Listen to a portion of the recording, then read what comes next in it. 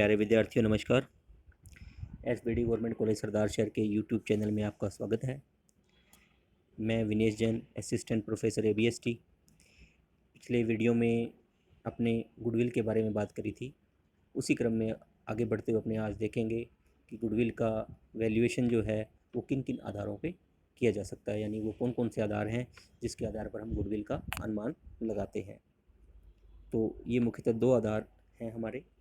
एक तो है एक्चुअल एवरेज प्रॉफिट और दूसरा है super profit. Actual average profit क्या है? जो भी अपने को पिछले 4 साल के, 5 साल के, 3 साल के अपने को जो फर्म के लाभ या कंपनी के लाभ दे रखे हैं उसके आधार पर अपने एवरेज प्रॉफिट निकालते हैं और उसके आधार पर आगे अपने गुडविल का वैल्यूएशन करते हैं। अब जो एक्चुअल एवरेज प्रॉफिट निकालने का एक निश्चित प्रक्रिया है, एक निश्चित तरीका है, उसकी अपने बात करेंगे कैसे करते हैं। इसके 3 चरण हैं मुख्यतः। सबसे पहला चरण तो ये है कि हम एडजस्टेड प्रॉफिट की गणना करेंगे, कैलकुलेशन ऑफ एडजस्टेड प्रॉफिट करेंगे। इसमें अपने क्या करते हैं, जो भी शुद्ध लाभ हमें दे रखे हैं, जो भी शुद्ध लाभ है उसमें से सभी प्रकार के खर्चे, जो सामान्य खर्चे घटा दिए, यानी कि पूंजी पर ब्याज है या कोई मूल्यह्रास है या किसी संपत्ति का पुनर्मूल्यांकन करा है, उसके ऊपर जो लाभ या हानि है उन सबको अपने समायोजित करके जो लाभ हैं वो लाभ अपने लेते हैं। और कोई भी दायित्व है या भविष्य में होने वाली हानि की कोई संभावना है या फिर provision for bad and doubtful debts है या फिर और भी कोई प्रोविजन है, उसकी भी अपने इसको समायोजन करके चलते हैं। जब अपने समायोजित लाभ की गणना करते हैं तो अपने को ये ध्यान रखना है कि अपने प्रत्येक वर्ष के लिए ज्ञात करते हैं अलग अलग। मान लीजिए आपको गुडविल की गणना करने के लिए 3 वर्षों के आपको लाभ बता रखे हैं और 3 वर्षों से संबंधित घटनाएं आपको बता रखी हैं, तो आप प्रत्येक वर्ष का समायोजित लाभ अलग अलग ज्ञात करेंगे। तो समायोजित लाभ जो है प्रत्येक वर्ष का अलग अलग अपने को ज्ञात करना है। तो इसमें क्या देखेंगे, अपने शुद्ध लाभ ले लेंगे। शुद्ध लाभ के अंतर्गत सभी उस प्रकार के खर्चे जो सामान्यतः खर्चे होते हैं, पूंजी पर ब्याज है या कोई मूल्यह्रास है, ये सब अपने घटा करके लेंगे। और कोई प्रोविज़न करना है किसी वर्ष विशेष में, provision for bad and doubtful debts है या कोई अपने को लगता है कि भविष्य में हानि होगी, इसी वर्ष में ये लॉस होगा, तो उसको भी अपने उसी वर्ष के लाभ में से घटाकर चलेंगे। लेकिन एक ध्यान रखेंगे, इसमें केवल अपने को आयोजन करने हैं, संचयों में हस्तांतरण जो है अपने से शामिल नहीं करना। यानी कोई लाभांश प्रस्तावित है इक्विटी अंशों पर या पूर्वाधिकार अंशों पर, तो उसको अपने इसमें शामिल नहीं करेंगे, क्योंकि वो लाभों का नियोजन है। इसके अंतर्गत अपने को शुद्ध लाभों की गणना करनी है, तो शुद्ध लाभों के अंतर्गत केवल खर्चों को अपने शामिल इसमें करेंगे। खर्चे वर्तमान भी हो सकते हैं या फिर कोई अपने को चीज़ की संभावना है उनके लिए अपने को प्रोविज़न बनाना है, तो वो प्रोविज़न भी अपने इसमें शामिल करेंगे। कोई चालू संपत्तियों के मूल्य में परिवर्तन हुआ है तो वो भी अपने इसमें शामिल करेंगे। अगर चालू संपत्तियों का मूल्य बढ़ा है तो हम इसको लाभ में जोड़ देंगे, अगर घटा है तो हम इसमें घटा देंगे। इसी प्रकार से चालू दायित्वों के मूल्य में वृद्धि हुई है तो इसको हम लाभ में से घटा देंगे, और चालू दायित्वों के मूल्य में कमी हुई है तो अपने इसको लाभ में जोड़ देंगे, ताकि अपने को जो है समायोजित लाभ जो है सही सही प्राप्त हो सके। अगर कोई हमने गैर व्यापारिक विनियोग कर रखे हैं, यानी व्यापार के बाहर कोई विनियोग कर रखे हैं और उनसे होने वाली आय भी लाभों में शामिल है, तो अपने उस आय को घटा देंगे, क्योंकि वो अपने व्यापार की सामान्य क्रियाओं से लाभ नहीं कमाया है, कहीं बाहर विनियोजन किया था, उससे अपने को कोई ब्याज मिला है, लाभांश मिला है, तो उस ब्याज और लाभांश की आय को अपने समायोजित लाभ ज्ञात करते समय लाभों में से घटा देंगे। यदि किसी वर्ष कोई असामान्य रूप से हानि हुई है या असामान्य रूप से लाभ हुआ है, तो उस वर्ष के लाभों को औसत लाभों की गणना करते समय शामिल नहीं करेंगे। यानी असामान्य, मान लीजिए किसी वर्ष व्यापार दुकान में आग लग गई तो उस वजह से नुकसान हो गया, तो उस नुकसान को, उस हानि को अपने औसत लाभों की गणना करते समय शामिल नहीं करेंगे, क्योंकि वो व्यापार की सामान्य क्रियाओं के दौरान हुआ हानि या लाभ नहीं है, वो एक असामान्य घटना है। तो असामान्य घटना से कोई लाभ या हानि होती है, अब नॉर्मल लॉस या प्रॉफिट होता है, तो इसको शामिल नहीं करना है। इसको अपने टेबल में देखेंगे स्पष्ट रूप से कैसे अपने इसकी एडजस्टेड प्रॉफिट की गणना करनी है। तो सबसे पहले तो अपने को नेट प्रॉफिट जो दे रखा है, क्वेश्चन में दे रखा होगा, तो वो नेट प्रॉफिट अपने लेंगे। अब इसमें क्या क्या जोड़ेंगे? सबसे पहले इसमें जोड़ेंगे अब नॉर्मल एक्सपेंसेस एंड लॉसेस। असामान्य हानियाँ अगर कोई हुई हैं और अपने उसको लाभों से घटा रखा है, तो उसको अपने इसको वापस जोड़ देंगे। Increase in value of current assets, चालू संपत्तियों में कोई वृद्धि हुई है, चालू संपत्तियों के मूल्यांकन जो पुनर्मूल्यांकन अपने किए उससे उनकी मतलब कीमत में वृद्धि हुई है तो वही अपने इसमें जोड़ देंगे। और चालू दायित्वों के मूल्य में कोई कमी हुई है पुनर्मूल्यांकन के दौरान तो वो भी अपने इसको प्रॉफिट के अंदर जोड़ देंगे। अब देखना है कि घटाएंगे क्या क्या। सबसे पहले एबनॉर्मल इनकम, कोई अपने को एबनॉर्मल प्रॉफिट हुआ है और अपने P&L में उसको क्रेडिट कर रखा है तो अपने इसको घटा देंगे। उसके बाद है decrease in value of current assets, अपने संपत्तियों चालू दायित्वों का पुनर्मूल्यांकन करते हैं, अगर चालू संपत्तियों की वैल्यू में कमी होती है तो अपने इसको घटा देंगे, और चालू दायित्वों के मूल्य में वृद्धि होती है तो अपने इसको घटा देंगे। प्रोविजन फॉर टैक्सेशन, टैक्सेशन के लिए कोई प्रोविजन है वो भी हम इसमें से घटा देंगे, क्योंकि प्रोविजन मैंने आपको बताया प्रोविजन अपने इसमें घटा के चलेंगे। Provision for bad and doubtful debts, ठीक है, बैड एंड डाउटफुल डेट्स के लिए जो प्रोविजन करने हैं अपने वो भी इसमें से घटा के चलेंगे। लेकिन ये ध्यान रखना है कि ये जो प्रोविजन है बैड एंड डाउटफुल डेट्स के लिए, ये जो अपने इसमें वही घटाना है जो अकाउंटिंग एरर के कारण अपने को करना पड़ रहा है, अकाउंटिंग एरर के कारण, क्योंकि ये वर्ष विशेष का होता है इसलिए इसमें से घटाएंगे। जो वैसे अपने को प्रोविजन बनाना है उससे अपने को यहाँ नहीं घटाना, अपने को जब अपने औसत लाभ की गणना करेंगे तब अपने घटाएंगे। ये अपने प्रत्येक वर्ष का एडजस्टेड प्रॉफिट निकालना है, तो उसमें क्या है अकाउंटिंग एरर की वजह से अपने को जो बैड डेट के लिए प्रोविजन बनाना है वही घटाना है।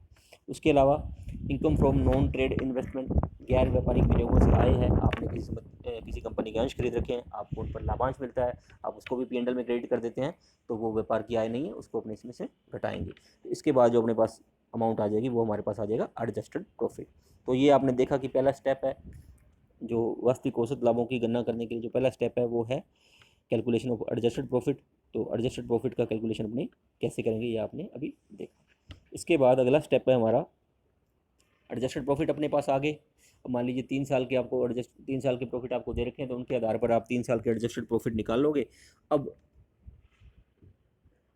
औसत लाभ की गणना करेंगे। औसत निकालने का तरीका समान ही है। मान लीजिए आपने 3 सालों के एडजस्टेड प्रॉफिट निकाल लिए तो 3 सालों के एडजस्टेड प्रॉफिट का जो टोटल है उसको अपने 3 से भाग कर देंगे, यानी total adjusted profit of given number of years upon number of years, ये अपने क्या आ जाएगा सिंपल एवरेज प्रॉफिट आ जाएगा। लेकिन अगर कई बार अपने को देखते हैं कि एडजस्टेड प्रॉफिट में जो प्रॉफिट्स में एक प्रवृत्ति दिखाई देती है कि प्रत्येक वर्ष वो बढ़ रहे हैं, तो ऐसी स्थिति में अपने सिंपल एवरेज प्रॉफिट ना निकाल करके वेटेड एवरेज प्रॉफिट निकालते हैं। तो उस स्थिति में अपने क्या करते हैं कि प्रत्येक वर्ष को एक भार देते हैं। तो सबसे पहले वर्ष को 1 भार देंगे, दूसरे वर्ष को 2 भार देंगे, तीसरे वर्ष को 3 वेट देंगे।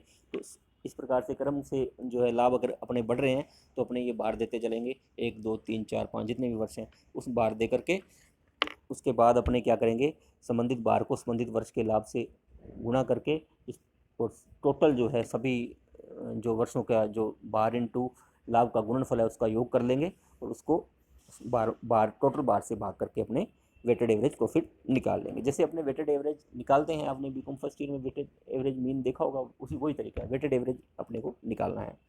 तो ये हो गया हमारा औसत लाभ की गणना।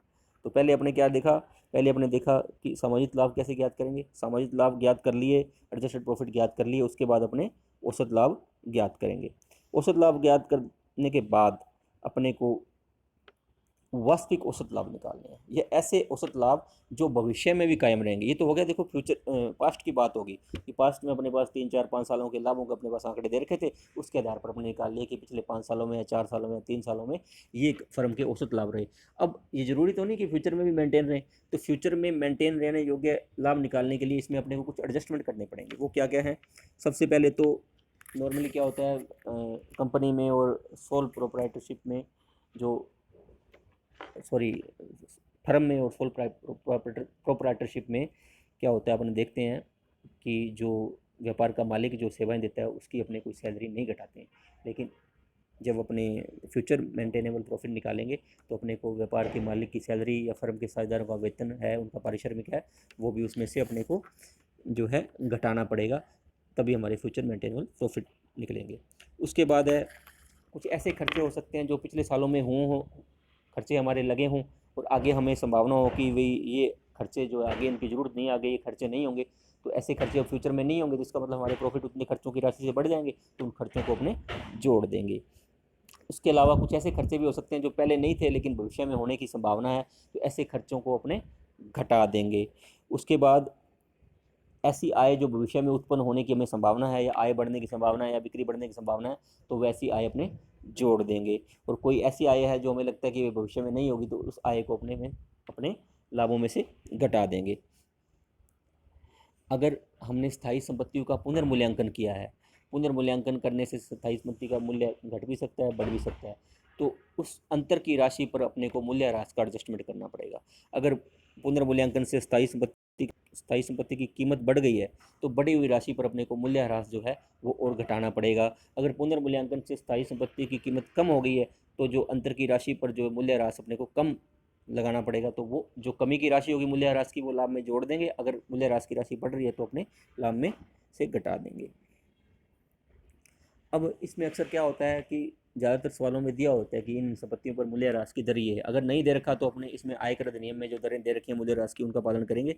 जैसे उसमें आयकर अधिनियम में बताया हुआ है कि भाई बिल्डिंग है, प्लांट है, मशीन है, इनके ऊपर क्या है, दरें बता रखी हैं। प्लांट और मशीन और मोटर व्हीकल पर तो 15% है, और बिल्डिंग और फर्नीचर पर 10% है, और लैंड पर कोई मूल्यह्रास नहीं होता। तो इन दरों से अपने मूल्यह्रास लगाएंगे। लेकिन अगर अपने क्वेश्चन में बता रखा है कि मूल्यह्रास की दर ये है, तो अपने को वही दर लगानी है, फिर इनका नहीं उपयोग करना। अगर कोई दर नहीं दे रखी तो अपने को इन दरों का, स्टैंडर्ड दरों का उपयोग करना है। अगर औसत लाभों में कोई, पिछले वर्षों के लाभों में कोई ऐसा लाभ है जो गैर व्यापारिक विनियोगों से है, गैर व्यापारी विनियोगों से कोई अपने को आय हुई है और उसका अपने एडजस्टमेंट पहले नहीं किया है, तो अपने उसको अब घटा देंगे।